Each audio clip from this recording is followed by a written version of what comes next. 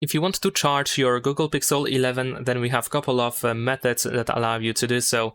For example, we have the wireless method. So if you have a wireless charger, then you should be able to place your Google Pixel 11 on top of the wireless charger, and it's going to start charging pretty much straight away. If not, you want to adjust the position of the phone, move it up or down a little bit, or just make sure that it is positioned in the center of the wireless charger. There is no need to enable anything in settings, or there is no need to toggle any option whatsoever. It works straight away.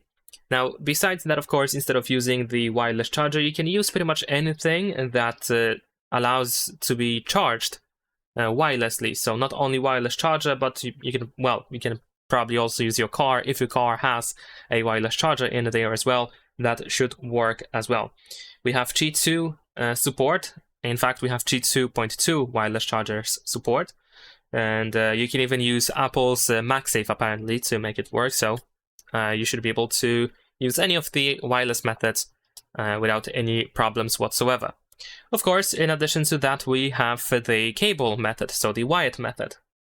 Now, in my case, I actually use my own cable that looks like this, but generally speaking, you just need to use a USB cable that fits your phone and another device, another thing that allows to be used to charge devices via USB.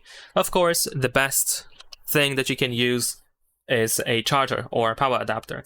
In my case, I have this USB-A charger, and I can just connect it here, just like that, to the power adapter. Then we put it to the power, to the socket, there we go, and then we connect it to the phone here, to the USB-C port, and it works straight away. We are now charging our Google Pixel 11. And you can use anything that can be charged via USB.